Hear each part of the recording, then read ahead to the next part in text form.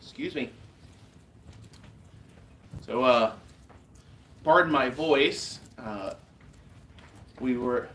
I was given 2 free tickets to go watch my Nashville Predators play against the St. Louis Blues yesterday afternoon, and so Levi and I went to his first ever professional sporting event and had a good time there.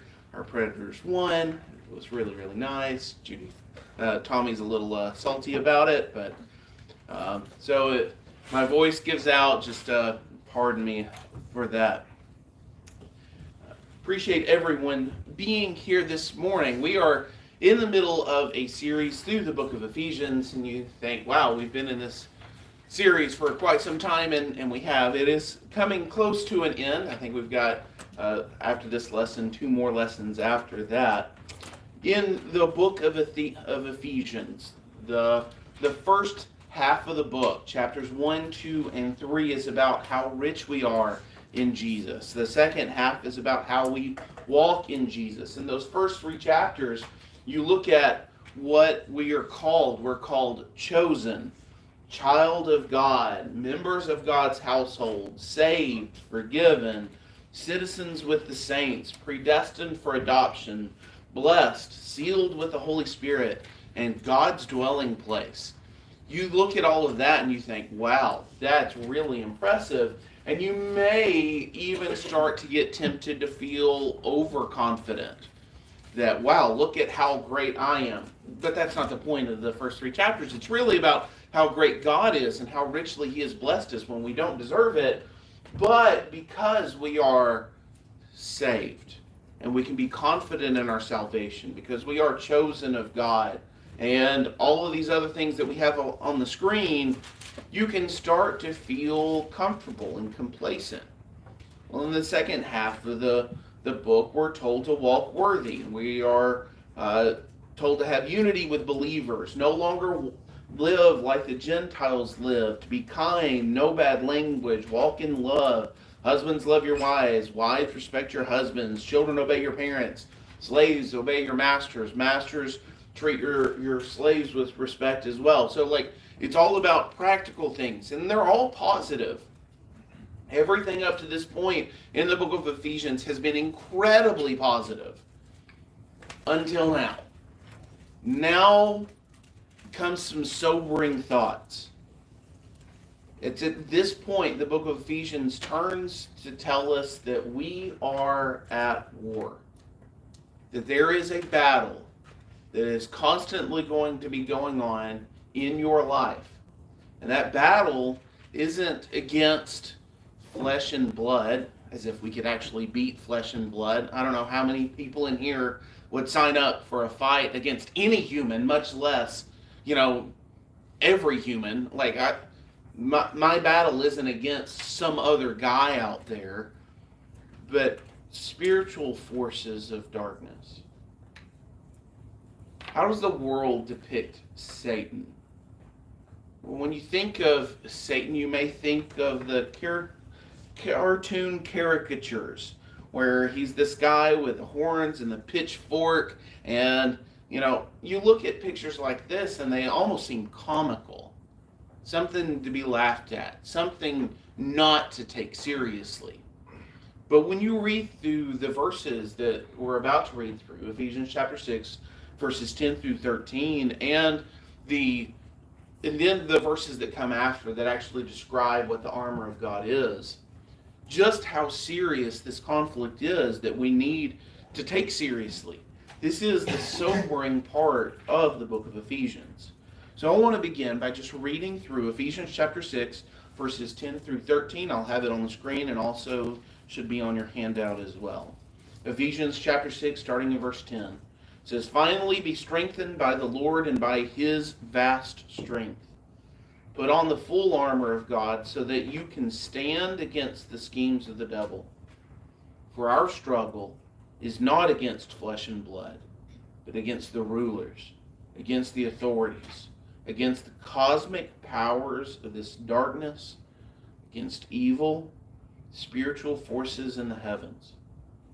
For this reason, take up the full armor of God, so that you may be able to resist in the evil day, having prepared everything to take your stand.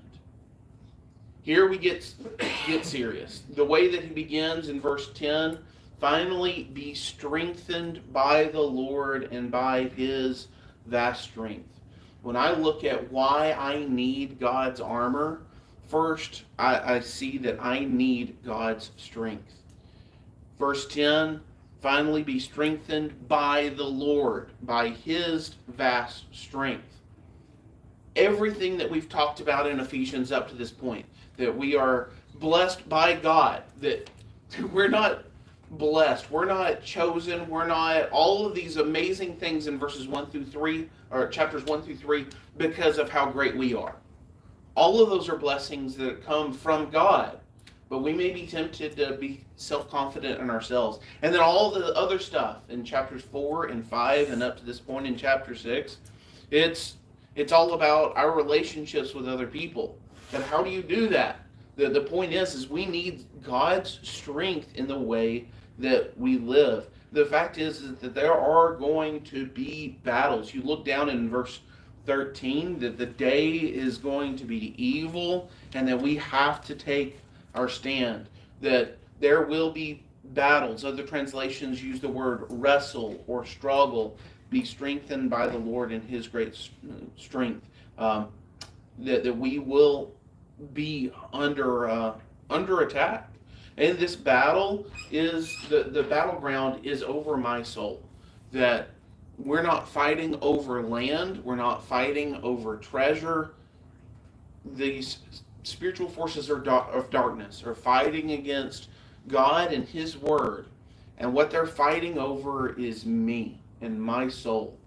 And where is my soul going to end up? Am I going to be with God forever in heaven? Or am I going to be condemned forever with devil and his servants? This battle is lifelong without reprieve. There's no time where we can just completely relax, thinking that Satan won't attack us tonight. Satan won't attack us while we're sitting in church. That Satan won't attack us when we're taking the Lord's Supper. Those are the times when Satan attacks the hardest. He wants our minds to drift. He doesn't want us to focus on Jesus when we're taking the Lord's Supper. And at night when times are dark, man, that's when temptations come the hardest. There's no time for rest because Satan and his servants are evil and they are wanting my soul. This battle is going to be your entire life. You think, man, when I just talk about sexual temptations because that's a real struggle that I've had with thoughts and wanting to look at stuff I don't need to look at and all of those things. And you think, man, when you're a teenager, this is hard. But when I get married, all of those things are going to go away. I tell you, you ask any man out here, do those things go away? No. And then maybe when I get to a certain age, then those things won't be a problem anymore. Temptations stay with you all of your life. Satan's always going to try to attack you your entire life.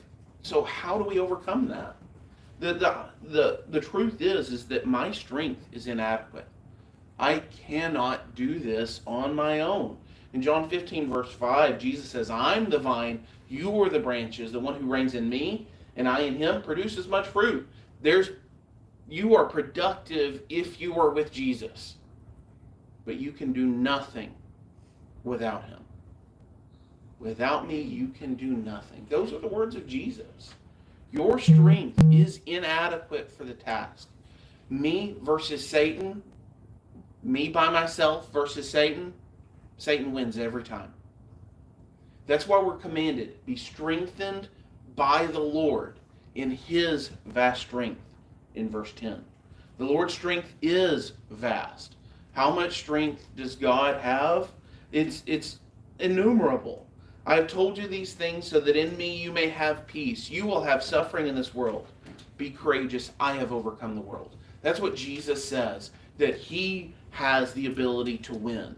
And if we are with him, so can we. Psalm 73, verse 26.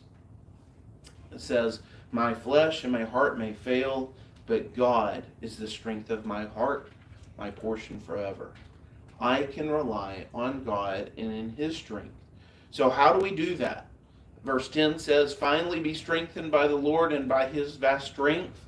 And then he tells us how. Verse 11, "Put on the full armor of God so that you can stand against the schemes of the devil."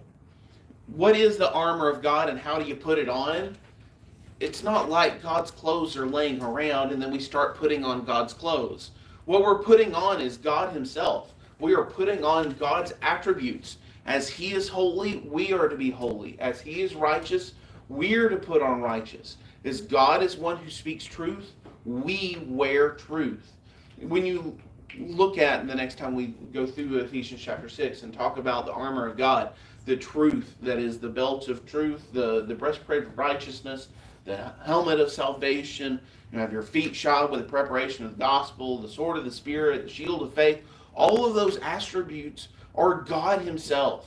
And as God is those things, we are to put Him on. Galatians chapter 3 verse 27 says, "Those of you who are baptized into Christ have been clothed with Christ." Not like me and Jesus are matching, like we're clothed at the same time with matching outfits.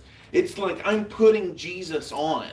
Jesus is my clothes, so to speak, when I become baptized into Christ. In Romans 13 verse 14, "Put on the Lord Jesus Christ and don't make plans to gratify the desires of the flesh." That's Romans 13 verse 14. When we put on God's armor, we are putting on God Himself. It's like, Iron Man puts on the suit, but it's actually God that he puts on, and that what makes him invincible. I need not just armor, I need the full armor of God. If I only put on a helmet and I run into battle without a chest plate, what's going to happen to me? I want to be vulnerable. I want to look cool, so I'll go without a helmet. That's a good way to get killed in a battle. We need every piece of God's righteousness. God is not a buffet where we can just take and pick what we like and leave off what we don't. We need all of God's armor. So with that in mind, we need to recognize when there's a piece of armor that is lacking in us, when a piece of our armor is weaker than it should be. We need to recognize that, so that I can stand. That's what verse 11 says. "Put on the full armor of God so that you can stand against the scheme of the devil." When we talk about standing, in Galatians 5 verse 1 says, "For freedom Christ set us free, so stand firm then, and don't submit again to a yoke of slavery."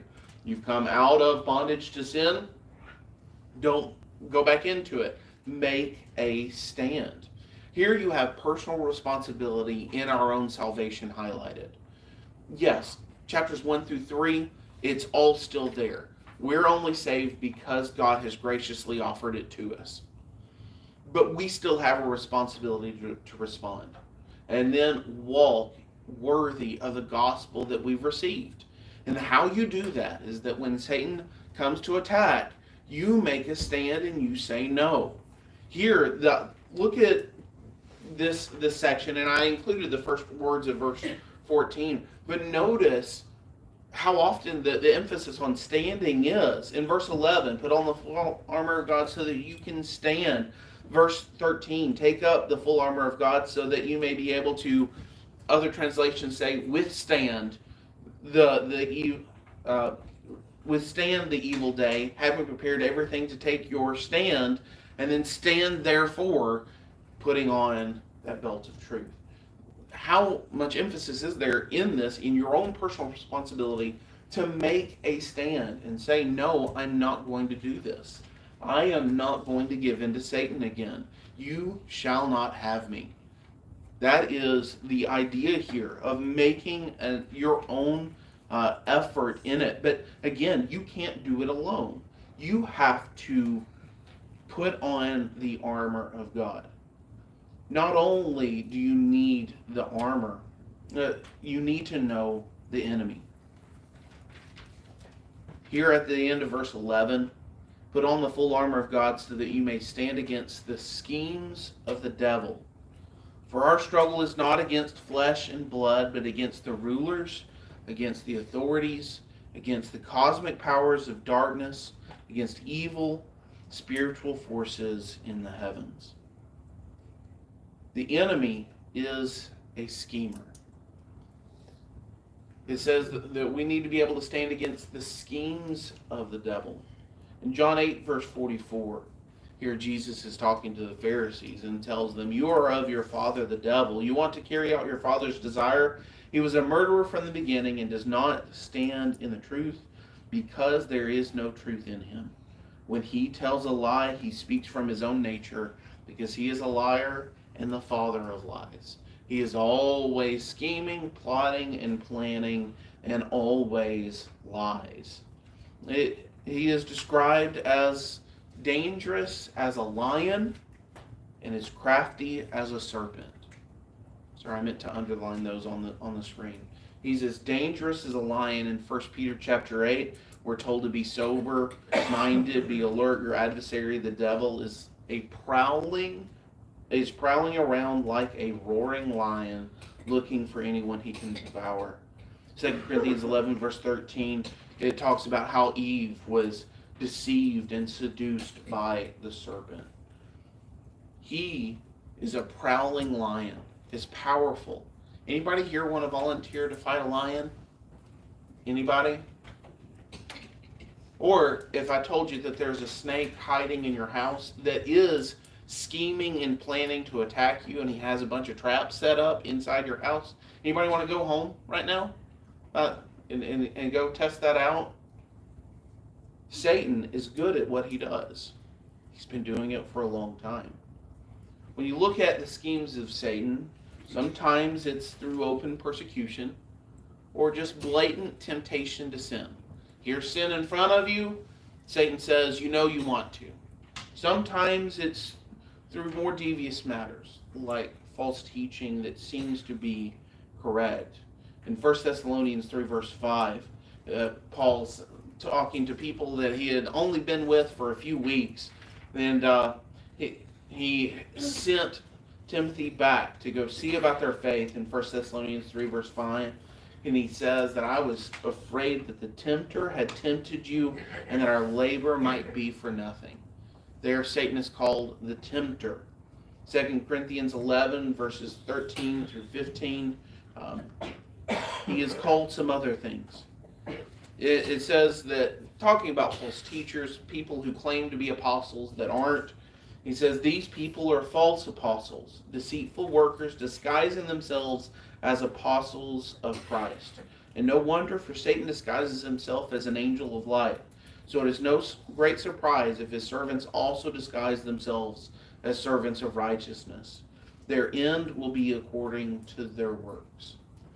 I use this picture because of Matthew chapter 7, verse 15, talking about false teachers that will come in that will look like sheep, but really they're wolves on the inside. They're wolves disguised as sheep. Here, Paul used the same type of imagery, saying these false apostles claiming to be somebody are coming to Corinth and trying to mess you up. They sound right. They sound good. But really, they are deceitful workers. And no wonder, because Satan himself can disguise himself as an angel of light. When Satan comes to attack, it's usually not someone that just says, hey, I'm evil, come do evil with me. It's usually a lot more subtle than that. It's not always through open persecution, temptation, and just obvious false teaching. A lot of times he just wants you to get lazy and complacent. You don't need to pray. You got too much going on. You can skip Bible reading today. There are other people that are sick at church and you should probably call on, but I'm too tired. Or my show is coming on, or whatever it is, and I'll just put that off for another day. Just getting lazy. Complacency is a big tool of Satan. Or to get you just to compromise your faith just a little bit. Well, we're traveling, so yeah, church would be good, but we're traveling. Or, Bible class, yeah, that would be good, but I think that extra 45 minutes of sleep is really going to help. Whatever it might be, just compromising your faith just a little bit. I usually don't watch this type of movie or show, but it's because of this other thing. I'm going to go ahead and watch it. Whatever it might be. Just the little bitty tiny compromises. Satan usually doesn't just slap you and now you're an alcoholic. He wants you to just take that first drink. Whatever it might be, he wants you to compromise your faith just a little bit. Make that gradual slide. Or to convince you that he doesn't exist at all. I was looking up at different studies this morning about how many Americans believe in God at all now. And that number is steadily dropping. It's like 78% say that they believe in God. But what percentage of people say that Satan is an actual real person? It's less than 50%. They believe that God is real, but not Satan himself. And that may not be true for people in this room. But how often do we act like Satan isn't actually real and Satan actually isn't trying to get us? That our struggles, that they're just struggles. We think that if my life isn't going perfectly right and I'm not comfortable right now, that there's something wrong. But life is a battle, and we really do have an adversary that is trying to get us. And he has thousands of years of experience. I think the oldest person in this room is 95 years old. That's a long time. Compared to Satan, though, how much experience does he have at getting people to stumble and fall? Compared to 95 years of experience, man, he's way better at this than I am. Who am I to think that I can withstand by my own strength, that I can do anything apart from God in this fight against Satan? And the enemy is not flesh and blood. Now, there are people that work with Satan and will do his bidding that belong to him, but I need to open my eyes to the battles against invisible enemies. The enemies that I have aren't really seen. And this passage, it almost like it gives us more questions than we have answers. What does that look like? How are there spiritual forces of darknesses? Like, we're told that Satan has demons, that even the demons believe and tremble. So those things must be real. What does a demon look like? What do they do? Satan is said to have angels. What is that? The answer is, I don't know. But the battleground, it says, is in the heavens, like in the heavenly places. There are evil people of this world who serve the real enemy. We're told to pray for those people in Matthew chapter 5. But our battle against Satan is something that is far more real than we give it credit for. The enemies are called rulers, authorities, and cosmic powers of darkness. Rulers can also be translated principalities, someone who's a ruler of their own kingdom. Not just think of an emperor, someone who controls the whole world. John chapter 12, verse 31, Jesus calls him the ruler of this world, and even earlier in this book of Ephesians, he is called the ruler of the power of the air. That is who Satan is. He has control over the world. The world is his dominion. And so, in so much as what percentage of the world of people belong to him. The powers of darkness. This word darkness isn't accidental here. You look back at Ephesians chapter 5, verse 8, where we were told, you were once darkness, but now you are light in the Lord. Live or walk as children of light. You once were part of the darkness. You used to belong to Satan, and you have become freed from that. So come out of the darkness and walk as children of light. He has the power of darkness. The enemies are evil and spiritual forces in the heavens. Again, what does that mean, spiritual forces in the heavens? I'm not exactly sure. But we know whatever it is, they're going to fight dirty. Don't expect a fair fight. They're going to hit you exactly where they know that you are weak. And this battle is in the heavenly places. You look back in chapter 1, verses 20 and 21. God exercises this power in Christ by raising him from the dead and seating him at the right hand of the heavens, far above every ruler, authority, power, dominion, and every title given, not only in this age, but also into the one to come. That Jesus has authority over all of these things. But Satan is allowed for a little while to tempt those who are on earth. That this battle is going on, this invisible battle over my soul. So what do I need to do?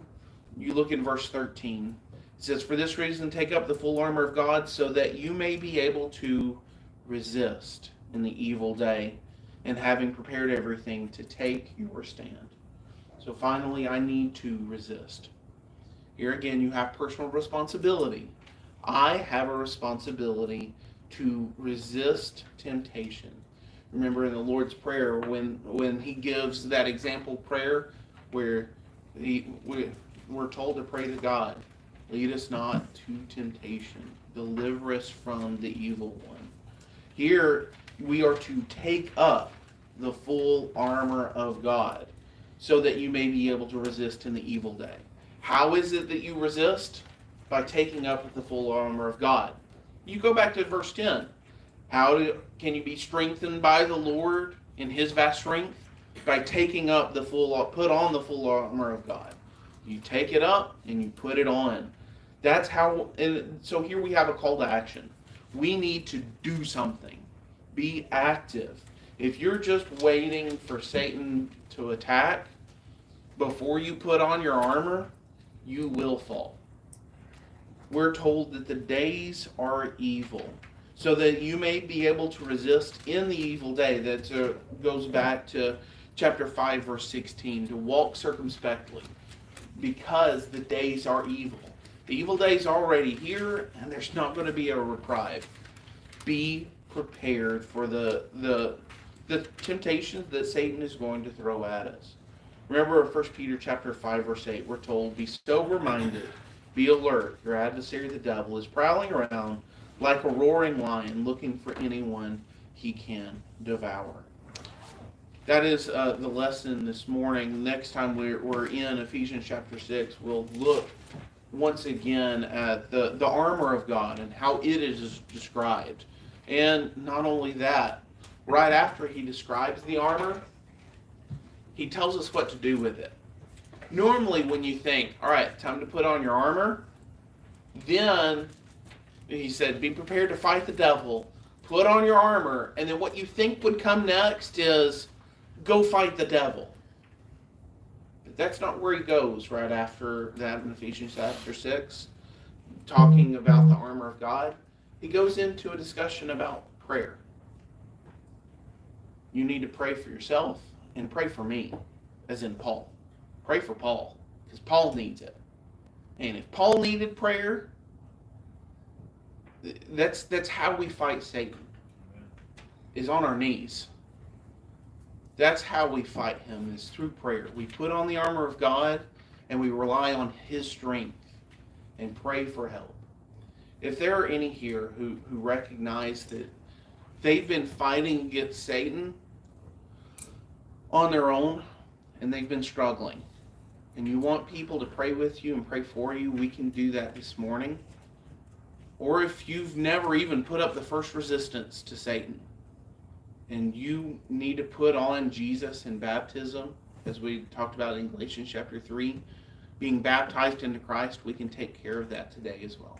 If there's a way that we can be helpful to you, we ask you to come to the front as we stand and as we sing.